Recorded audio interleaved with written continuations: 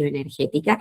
Este tema de bioenergética es un tema, así como el tema de enzimas es un tema clave para poder comprender el metabolismo. Cuando hablamos de bioenergética, digamos, es como la otra pata de lo que realmente tenemos que entender verdaderamente. Hay una serie de varios conceptos que vamos a ir desarrollando a lo largo de la clase, que es necesario que ustedes lo puedan entender, porque enzimas y estos temas son claves para poder entender el metabolismo celular. Entonces, arrancamos ya con un concepto que es justamente el término bioenergética. ¿A qué se refiere? Y la bioenergética es lo que llamamos la termodinámica bioquímica. Es decir, es el estudio de los cambios de energía que acompañan a las reacciones bioquímicas, que un poco ya empezamos a hablar cuando hablamos de enzimas, hablamos de los cambios energéticos que cursaban con una reacción bioquímica. Y entonces la bioenergética extiende un poco estos conceptos acerca de los cambios que ocurren cuando tienen lugar las reacciones bioquímicas. Cuando hablamos un poco de enzimas, hablamos justamente de que para que ocurra una reacción química en la célula, es necesario que existan estos catalizadores biológicos, que son las enzimas, que permitan que el curso de una reacción química, independientemente de si la reacción bioquímica, la reacción química es exotérmica o es endotérmica, es decir, que necesita absorber energía, las endotérmicas, o que libera energía. Independientemente de eso, para que una reacción química ocurra, debe existir la presencia de un catalizador, en este caso las enzimas, un catalizador biológico, que acelere el curso de esa reacción química. Pero más allá de la presencia de estos catalizadores bioquímicos, los sistemas biológicos son isotérmicos, es decir, que necesitan y usan energía química para poder impulsar los procesos vivos. Por lo tanto, vamos a ver que para que estas reacciones químicas ocurran aún en presencia de estos catalizadores biológicos, estas reacciones químicas van a cursar algunas con aporte de energía y otras con devolución de energía en el medio. Entonces, hay dos conceptos que seguramente ya los han visto ustedes en biología, que son los que son sistemas autótrofos, o mejor dicho, lo que son organismos autótrofos y organismos heterótrofos, que es un concepto que refiere al manejo de energía de los organismos. Hay organismos que tienen la capacidad de cursar reacciones químicas, que todo su sistema biológico está adaptado para que ellos mismos sean capaces de procesar esa energía. Otros organismos, que son los heterótrofos, que necesitan incorporar los nutrientes que contengan esa energía para poder llevar adelante sus actividades metabólicas. Entonces, por concepto, los organismos autótrofos son aquellos organismos que utilizan la energía solar y que entonces tienen una maquinaria propia en su organismo para poder utilizar esa energía solar y transformarla en energía química encerrada en compuestos que, como por ejemplo la glucosa, transformar el contenido energético del dióxido de carbono y del agua y de la energía solar para transformarlos en sus nutrientes, como la glucosa, dentro del metabolismo. En cambio, los organismos heterótrofos son aquellos que, digamos, van a utilizar los nutrientes generados por estos organismos autótrofos, y su metabolismo va a depender de transformar la energía química que está contenida en estos nutrientes y oxidarlas mediando oxidaciones, mediando el oxígeno, para transformarlas en energía libre, es decir, esa energía que esté disponible para realizar un trabajo. Estos conceptos de energía libre y de transformación de energía, vuelvo a recalcar que también los tratamos en la clase de enzimas. Entonces, podríamos diferenciar a estos organismos autótrofos cómo los organismos vegetales, diferenciarlos de los organismos heterótrofos como los organismos animales, que, digamos, los organismos autótrofos son aquellos capaces de utilizar la energía solar para, a partir del dióxido de carbono y el oxígeno, transformarlos en estos compuestos químicos que retienen esos enlaces carbono-carbono. En esas uniones carbono-carbono quedan concentradas las uniones energéticas, a las que llamamos energía química, y recién los organismos heterótrofos van a ser los capaces de transformar esa energía química retenida en estos compuestos sintetizados, oxidando esos nutrientes y transformándolas también en otro tipo de compuestos. O sea que la maquinaria presente en los vegetales es diferente de la maquinaria presente en los organismos de origen animal, y esto, digamos, hace que se los, digamos, caratule de esa manera como autótrofos o heterótrofos, y de esa manera nos está indicando cómo hacen el manejo de la energía. Ahora, ya si nos abocamos al tema de energía, cuando estábamos diciendo la energía libre o la energía de Gibbs, o esa energía que va a estar disponible para realizar un trabajo, ¿en términos de qué? ¿Cuáles son las unidades en las que la célula puede almacenar energía, esta energía libre, que esté disponible para realizar un trabajo, o puede necesitar aumentar esa energía libre para poder realizar los trabajos? Entonces, la unidad o la moneda energética celular de energía es lo que llamamos el ATP, o en forma reducida, o adenosina trifosfato en forma extendida. Y estoy acá, justamente, esto tampoco es nuevo para ustedes, estoy seguro que, digamos, ustedes hablaron y observaron cómo es la molécula de adenosina trifosfato. No me estoy yendo muy lejos, me estoy refiriendo a biología, pero desde el punto de vista químico, esta adenosina trifosfato, que es un compuesto que cuenta con una glucosa, una pentosa, que va a tener unida a través de una unión glicosídica restofosfato, y también va a tener unida un nucleótido. La unión sigo con la glucosa, pentosa adenina, es lo que constituye esta unidad que denominamos nucleósido, que vamos, desde el punto de vista químico, lo vamos a detallar con más precisión en las clases donde estemos hablando de ácidos nucleicos, pero estoy absolutamente convencida de que esto también ya lo han visto ustedes en biología. Entonces, esta subunidad, que es el nucleósido, es la subunidad que está constituida por esta pentosa unido a esta base nitrogenada, que en este caso es la adenina. Adenina más pentosa nos dan este nucleósido, que a su vez va a estar fosforilado.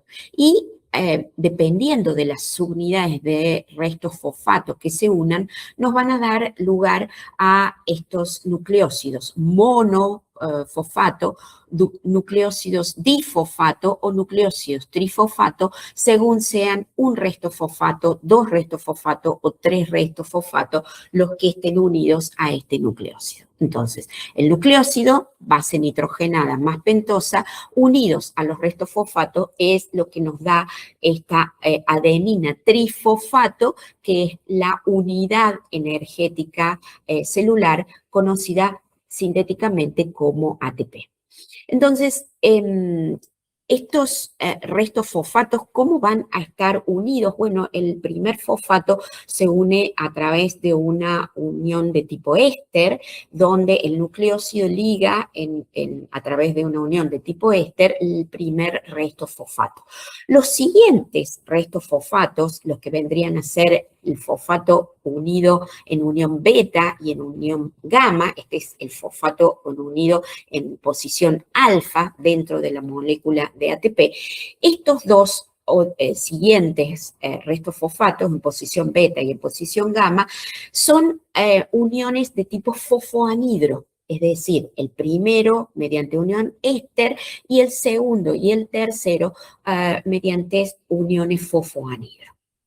De manera entonces que este ATP queda conformado por la unión de un nucleósido más 3 fosfatos, de los cuales el primer fosfato se une mediante unión de tipo fosfoéster y el segundo y el tercero por uniones fosfoanhidro. Más allá del tipo de uniones químicas, que es mi obligación en químicas explicitarles cuáles son las uniones químicas de esta molécula compleja, si ustedes se ponen a ver las características químicas o las características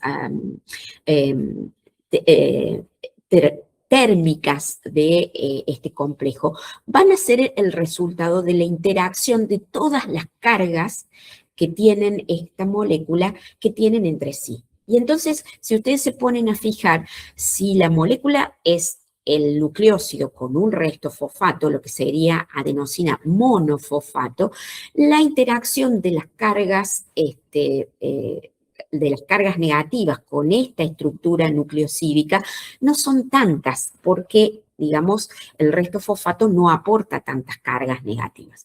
Pero las subsiguientes uniones, las uniones fosfoanhidros siguientes que se van incorporando a este adenosina monofosfato, generando la adenosina difosfato y después la adenosina trifosfato o ATP, van incorporando un sinnúmero de cargas negativas, lo que hace que en el todo, en la molécula compleja, esas cargas negativas generen una tensión intramolecular tan importante que es lo que le da el valor energético a esta molécula.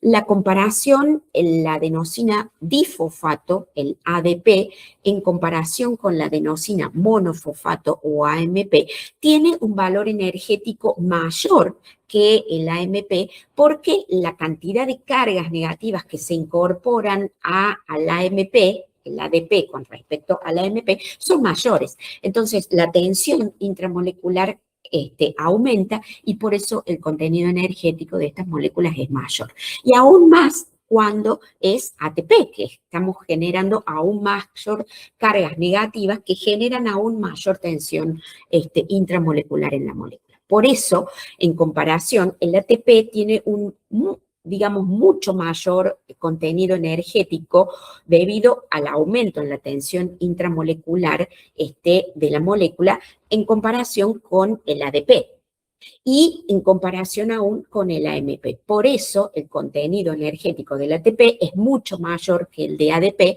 y a su vez mucho mayor que el de ADP.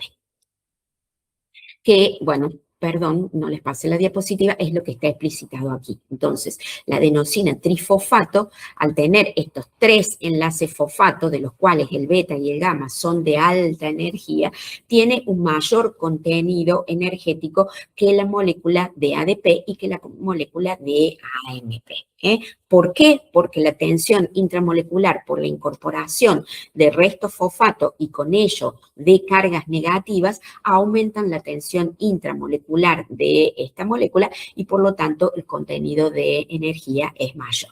Vuelvo a repetir, en la adenosina trifosfato, perdón, en la adenosina monofosfato, la incorporación del resto fosfato a el nucleósido es a través de una unión éster, en cambio en el ADP y en el ATP son uniones fosfoanhidras. Bueno, si tuviéramos que hacer entonces un mapa conceptual que nos permitiera resumir lo que vamos a tratar en la clase, es que utilizando al ATP como moneda energética y como fin último de la célula, el fin último de la célula entonces es generar o regular o mantener los niveles energéticos en la célula. Si la célula cuenta con carga energética, es decir, con suficiente cantidad de ATP, esto va a hacer que la célula disponga de energía libre que le sirva para realizar trabajos. ¿Qué va a hacer con eso? Va a inducir las actividades anabólicas. Con energía va a decir, tengo energía suficiente, empiezo a sintetizar moléculas que las voy a almacenar. Voy a almacenar hidratos de carbono, voy a almacenar lípidos, que me sirvan de reserva para que cuando la célula quede sin energía, esas moléculas de reserva se catabolicen y se obtenga energía libre, de nuevo. Entonces, el objetivo de la célula es contar con la energía suficiente en términos de ATP para tener la energía necesaria para realizar todas las funciones biológicas que la célula necesita atravesar. ¿Y cuáles van a ser entonces las fuentes con las cuales la célula va a poder sintetizar esa energía libre en forma de ATP? Van a ser dos procesos que van a generar energía. El más importante es el de la fosforilación, que llamamos fosforilación oxidativa. Y el otro es la fosforilación a nivel de sustrato. O sea, que las dos formas de generar ATP son por fosforilación oxidativa o por fosforilación a nivel de sustrato. ¿Cuál es la diferencia entre un mecanismo y el otro? La fosforilación oxidativa, como su nombre lo indica, es un tipo de un proceso químico complejo que va a utilizar oxígeno y este oxígeno va a ser a través de la cadena respiratoria, a través del cual sintetice a partir de ADP y fosfatos ATP. Esta cadena respiratoria no es ni más ni menos que un sistema complejo de transportadores que con cambios de energía van a liberar la suficiente energía para poder sintetizar a partir de ADP y fosfato, condensar energía en esta molécula de ATP. Y la fosforilación a nivel de sustrato es un mecanismo que transfiere directamente grupos de alta energía desde ADP al ATP. Por lo tanto, utiliza sustratos de alta energía, a diferencia de este, que utiliza en realidad como mediador el oxígeno, es decir, la cadena respiratoria. Remarcar que el rédito de energético, es decir, la cantidad de ATP que se forman a través de la fosforilación oxidativa, es cuantiosamente mayor en comparación a la cantidad de ATP que se pueden formar por fosforilación a nivel de sustrato. Eso hace que este mecanismo, la fosforilación oxidativa, sea el principal mecanismo de síntesis de energía. Sigamos. En este esquema, en realidad este esquema es un poco para que ustedes entiendan, ya vamos a hablar ahora, vamos a comenzar a hablar del mecanismo principal, que es la fosforilación oxidativa. Entonces, la fosforilación oxidativa, dijimos, es un mecanismo a través del cual se va a sintetizar ATP a partir de ADP utilizando la cadena respiratoria. Entonces, es un sistema de combustión, ¿no? Entonces, lo que estamos viendo aquí es un gráfico de energía en función de formación de productos o de reacción realizada. Y en esta energía, en este cuadro, lo que estamos viendo es cómo se realiza la combustión utilizando dos sistemas. La combustión, lo que sería una combustión directa con liberación de energía a través de calor, y una combustión indirecta, que es lo que ocurre a nivel de la célula, donde la liberación de energía no es directa, no es brusca, sino que se hace escalonada, se hace en forma gradual, con liberaciones parciales de energía, de manera que la energía liberada así gradualmente o parcialmente puede ser utilizada por la célula para realmente sintetizar compuestos como las moléculas de ATP. ¿La diferencia cuál es? Como que por ejemplo, cuando nosotros tenemos un compuesto que contiene enlaces de energía, estas uniones carbono-carbono, y acá yo voy a mencionar otro concepto que es muy importante. Además de la energía química contenida en las uniones carbono-carbono, hay mediadores que van a ser utilizables para poder liberar esa energía, que es lo que llamamos los equivalentes de reducción. Los equivalentes de reducción en un compuesto serían las moléculas, los átomos de hidrógeno. ¿tá?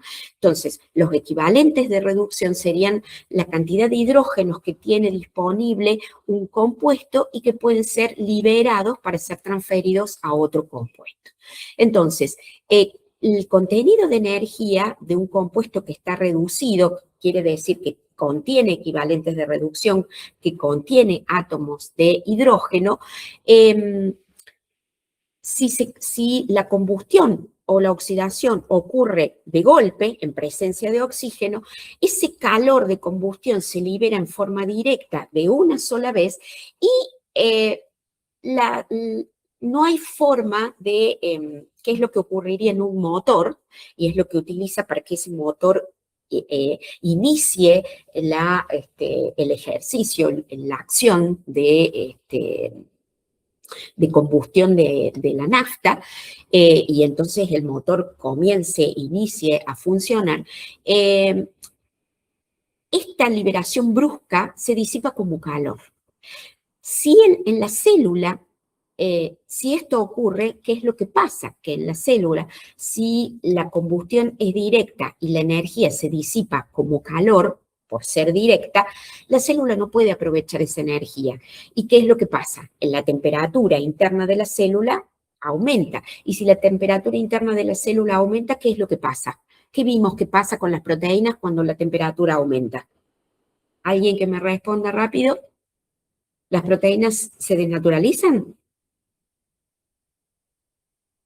Sí, profe. Sí, se desnaturalizan. Entonces, ¿es conveniente para una célula que las proteínas se desnaturalicen? No. Entonces, evidentemente, la célula tuvo que diseñar un mecanismo que evite que la liberación sea brusca y se libere como calor, sino que la energía puede ser utilizada, liberada a cuantos, como en cuotas, como gradualmente, y entonces de esa manera pueda ser utilizada por la célula para sintetizar energía. Esta liberación gradual, parcial de energía, la vamos a denominar potencial de reducción. ¿Qué es el potencial de reducción? El potencial de reducción, comenzamos a hablar de lo que se llaman las cuplas redox. ¿Qué son las cuplas redox? Las cuplas redox son la asociación entre una pareja de un compuesto que es reducible y el otro que es reductor, perdón, y el otro es oxidable. ¿Qué quiere decir esto? Que siempre que haya un compuesto que tiene equivalentes de reducción, es decir, que tiene hidrógenos que puedan ser liberados, va a haber un compuesto que pueda ser oxidable. Y esa cupla entre oxidación, reducción, algo que también lo deben haber visto ustedes en química, es lo que llamamos cupla redox. Entonces, va a haber siempre un compuesto que reduzca y el otro que se oxide. Y esa cupla, esa pareja, es lo que llamamos cuplas redox. Cada cupla redox tiene, como está puesto en esta tabla, lo que denominamos un potencial de reducción. ¿Y qué es el potencial de reducción? El potencial de reducción habla de la potencialidad o la capacidad que tiene un compuesto de reducir a otro. Eso es lo que llamamos potencial de reducción. Si tiene potencial de reducir a otro, en esa reacción química va a reducir al otro le va a ceder los equivalentes de reducción o los átomos de hidrógeno y él se va a oxidar. Eso es lo que sería una cupla redox. Y hay parejas o cuplas redox que tienen diferente potencial de reducción. ¿Eso qué quiere decir? Y que la liberación de energía que se va a liberar un compuesto reducir al otro y en ese proceso oxidarse, va a liberar una liberación de energía que va a ser directamente proporcional a la diferencia de potencial de reducción de esa cupla. Entonces, si nosotros tenemos en un sistema dos compuestos, dos moléculas que puedan actuar como una cupla redox, por lo tanto, uno de esos compuestos tenga equivalentes de reducción que pueda ceder y el otro miembro de la pareja tiene la tendencia a tomar esos equivalentes de reducción, por lo tanto, este primero va a reducir al otro y en esa reacción se va a oxidar. La diferencia de potencial de reducción, es decir, la tendencia a que el primero reduzca al otro, se va a traducir directamente en energía libre. Cuanto mayor sea el potencial de reducción entre un miembro y el otro, mayor va a ser la energía liberada. Y estos cambios de energía libre, es lo que se pueden expresar en términos de potencial redox, que es lo que tienen aquí. Entonces, por ejemplo, la cupla redox NAD, que hasta acá simplemente al NAD lo hemos mencionado como una coenzima que es la contraparte, digamos, el compañero de aquellas enzimas, sobre todo de las enzimas que catalizan procesos de oxidorreducción. Esta coenzima NAD se va a encontrar en dos estados, en el estado oxidado cuando no tiene equivalentes de reducción y en el estado reducido cuando ha incorporado esos equivalentes de reducción. La cupla redox se establece entre la coenzima oxidada y la coenzima reducida, es decir, que ya ha incorporado esos equivalentes de reducción. Entonces, en esa cupla, en esa pareja, NAD oxidado, NAD reducido, la diferencia de potencial de reducción va a adoptar un determinado valor, que no es necesario que ustedes sepan el valor del potencial de reducción. Pero yo les muestro en esta tabla la diferencia de potenciales de reducción, cómo va cambiando entre un compuesto y el otro, y me lo van a entender un poco más adelante. Fíjense cómo cambia el potencial de reducción. Estamos hablando de energía, ¿no? Desde el oxígeno al agua, fíjense que desde el hidrógeno, desde los hidrogeniones o potencial de reducción o protones, como lo quieran llamar, hacia el oxígeno, hay un aumento de potencial de reducción que pasa desde adoptar un valor negativo hacia positivo y quiere decir que hay mucha diferencia desde esta cupla hasta esta otra cupla. En este momento quizás no me lo entiendan, pero esto que les acabo de explicar es el fundamento de la cadena respiratoria. ¿Qué es la cadena respiratoria? No es más que el proceso que nos va a permitir el flujo de equivalentes de reducción desde un sustrato inicial hacia un aceptor final, y el aceptor final es el oxígeno. Entonces, cuando el oxígeno al final de la cadena respiratoria pueda incorporar los equivalentes de reducción que fueron cedidos por un sustrato inicial, entonces el oxígeno finalmente se reduce y se transforma en agua y es el final de la cadena respiratoria. Y como todo esto va a ocurrir secuencialmente desde una serie de aceptores que van a estar ordenados secuencialmente, ordenados según qué, según el potencial de reducción creciente. ¿Esto qué quiere decir? Que los primeros componentes en la cadena respiratoria van a tener un potencial de reducción menor que el siguiente, y este menor que el siguiente, y este menor que el siguiente, y el que tenga mayor potencial de reducción va a ser el oxígeno. Por lo tanto, va a ir atrayendo todos esos equivalentes de reducción que vengan desde el sustrato inicial para transformarse el oxígeno, reducirse en agua. Esto que les acabo de decir es ni más ni menos que la cadena respiratoria. ¿Tá?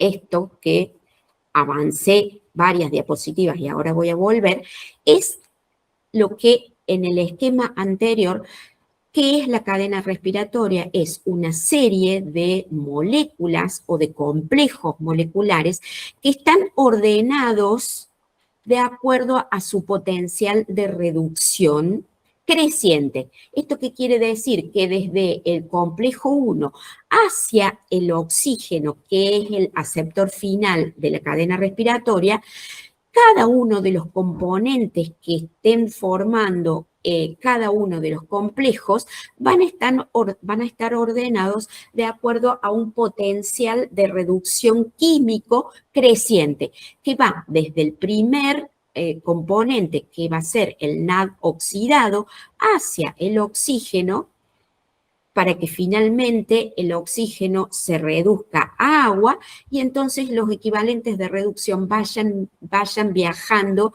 desde cada uno de los aceptores que conforman los distintos complejos hacia el agua para reducirla al agua, y en ese proceso de transferencia de equivalentes de reducción desde un complejo hacia el otro para terminar en el agua, se vaya liberando energía, que es lo que va a ser canalizado en la síntesis de ATP. ¿Se entendió esto?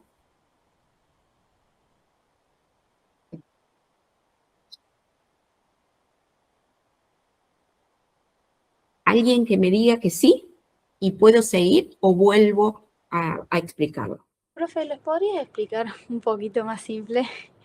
Un poquito más simple. ¿Qué es la cadena respiratoria? ¿Qué dijimos acá?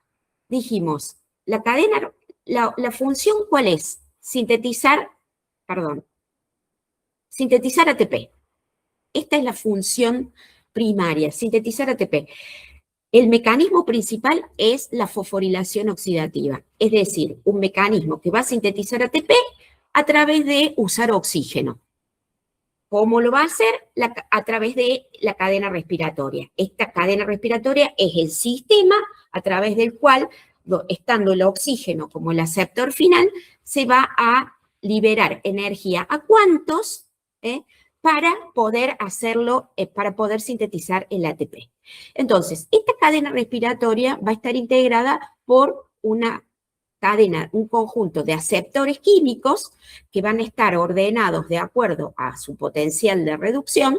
¿Y qué dijimos que era el potencial de reducción? La capacidad de una molécula de reducir a la molécula que sigue en la cupla redox. Entonces, este es el esquema simple. Vamos a ir de lo más simple a lo más complejo.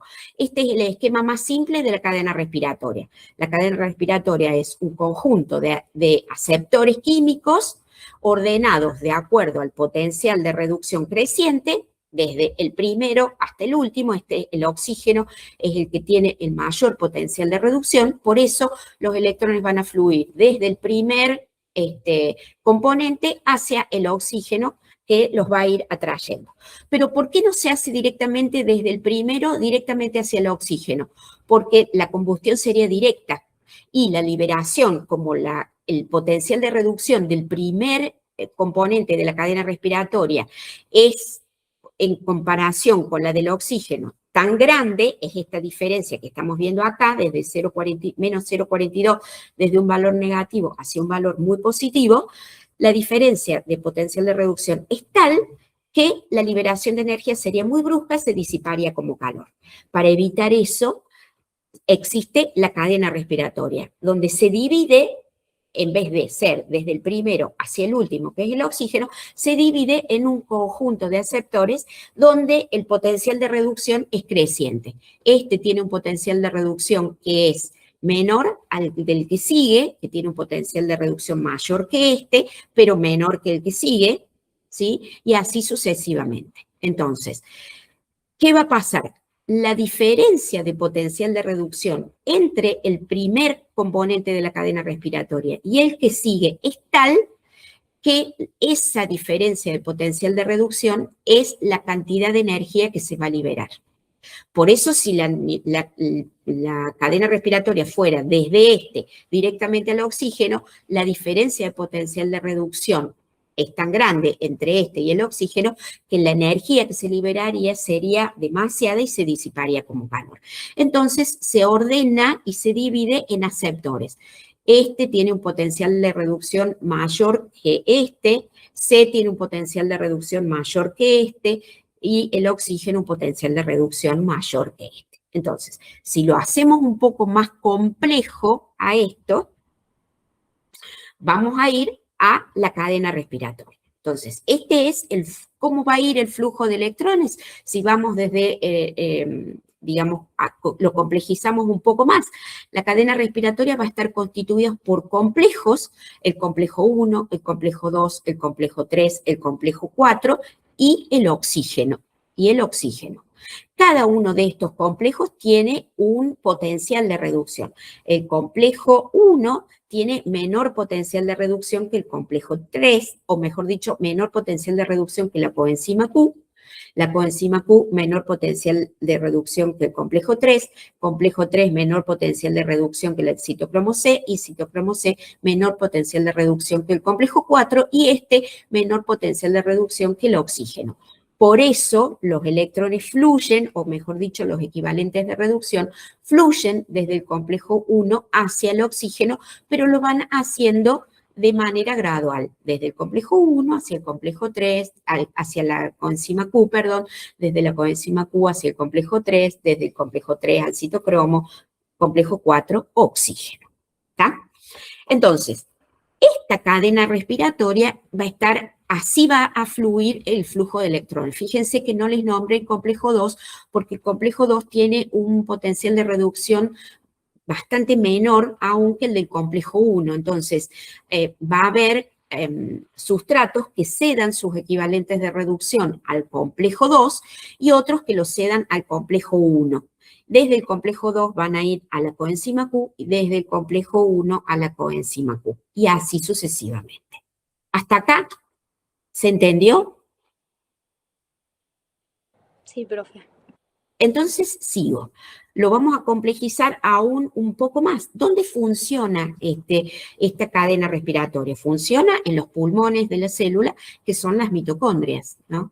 Las mitocondrias son las verdaderas usinas celulares, un poco porque aquí ocurre la cadena respiratoria, en las membranas internas de la cadena respiratoria es a donde se van a unir estos complejos de la cadena respiratoria, y entonces en la parte interna de la matriz de la mitocondria, membrana interna de la mitocondria y matriz mitocondrial es a donde va a funcionar la cadena respiratoria. Si ustedes se ponen a fijar, estas subunidades, que son las crestas mitocondriales que tapizan la membrana interna mitocondrial, forman parte del complejo ATP sintasa, que es a donde, una vez que la energía se liberó en la cadena respiratoria, se une al ADP por la ATP sintasa, y entonces estas crestas mitocondriales en realidad son un complejo enzimático que se denomina ATP sintasa. Entonces, ya vamos ahora a cada uno de los complejos, porque es esta cadena respiratoria. ¿Cómo está constituida? Bueno, está constituida por estos complejos, el complejo 1, el complejo 3, el complejo 4, la coenzima Q y el complejo 2. ¿Por qué se llaman complejos? Porque están constituidos por un gran número de componentes. No es solamente, digamos, una sola proteína, sino son un complejo, un complejo de proteínas, por eso reciben el nombre de complejos. Cada uno de estos complejos, entonces, si ustedes se fijan, va a estar constituido, van a estar anclados en algunos, incluidos en la membrana interna, otros circulando por la parte interna de la membrana interna y otros por la parte externa de la membrana interna mitocondrial. Vamos a hablar de cada uno de ellos. Complejo 1 de la cadena respiratoria. El complejo 1 de la cadena respiratoria va a estar integrado por una enzima, una coenzima, un conjunto de proteínas y por otras estructuras que van a actuar como, digamos, aceptores y dadores de estos equivalentes de reducción, y estas estructuras reciben el nombre de centros ferrosulfurados. Entonces, el complejo 1 tiene un nombre, ¿cómo se llama? NAD-ubiquinona reductasa. ¿A qué se debe el nombre de este complejo 1? Se debe a es la enzima que va a catalizar ¿qué? Va a catalizar el secuestro de los equivalentes de reducción del sustrato que utiliza esta enzima, que es la nicotinamida adenina dinucleótido o el NAD reducido. ¿Y por qué utiliza esta coenzima porque esta coenzima va a venir del metabolismo?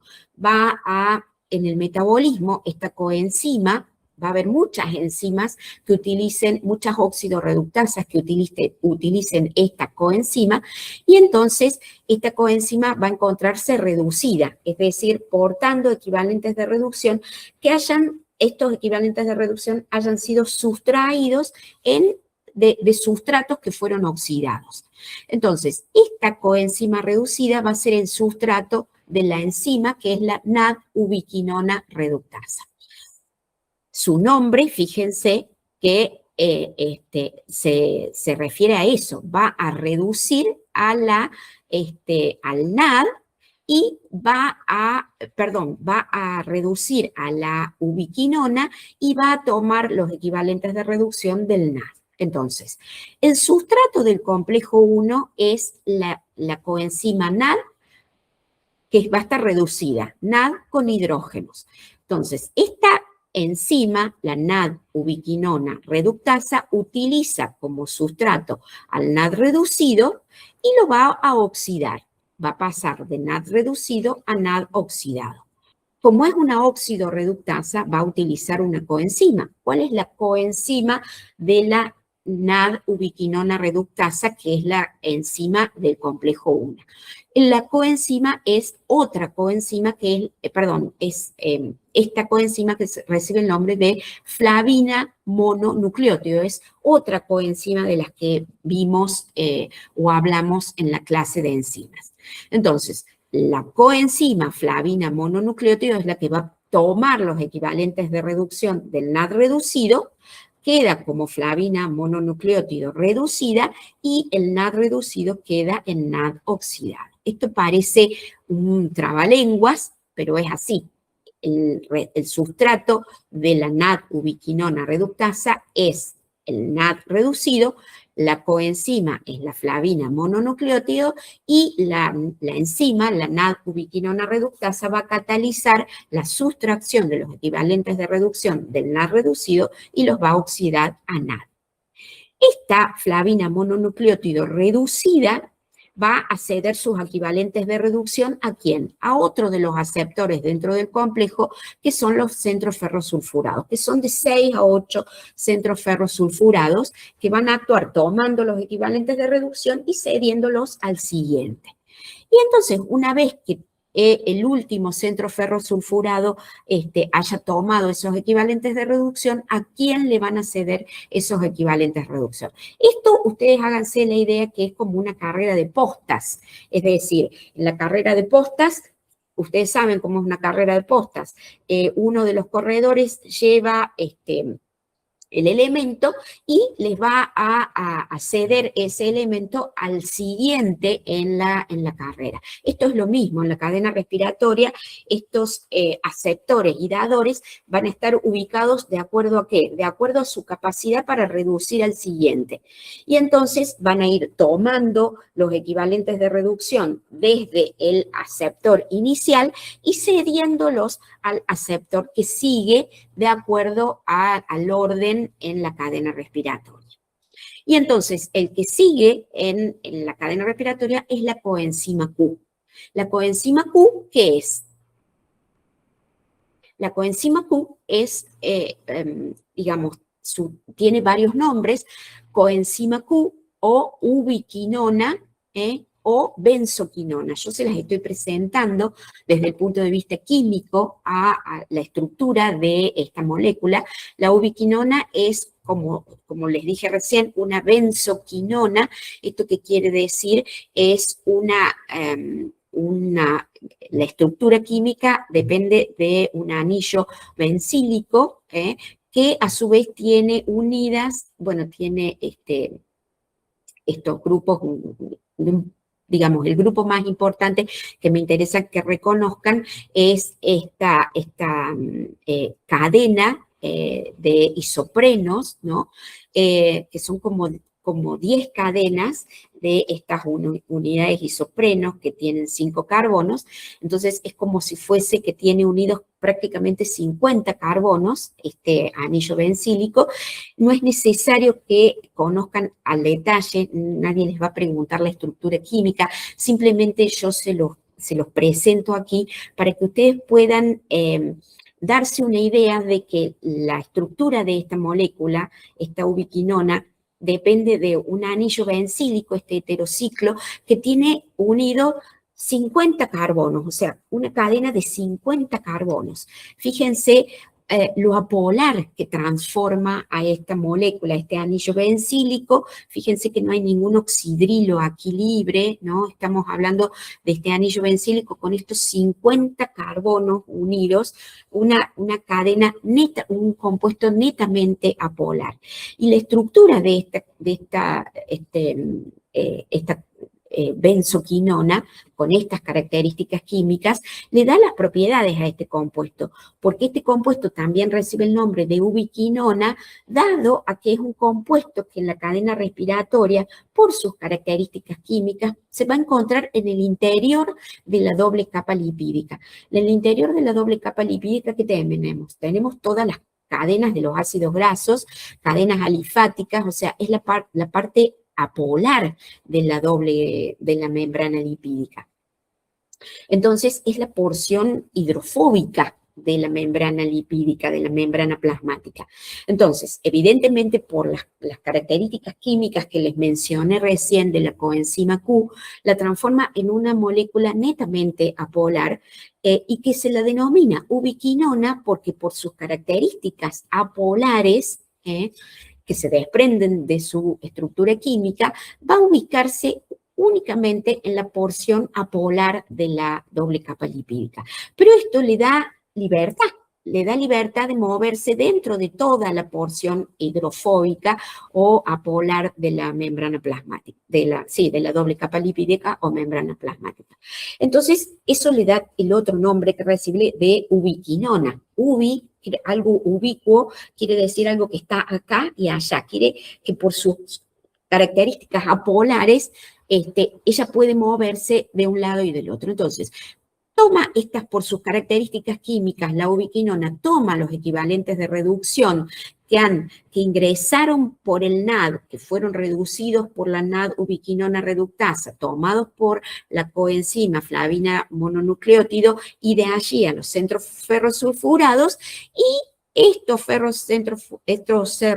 centros ferrosulfurados le cedieron esos equivalentes de reducción a la coenzima Q o ubiquinona, que se redujo, y al reducirse entonces ya se tornó en una molécula reductora que va a reducir a los siguientes elementos en la cadena respiratoria.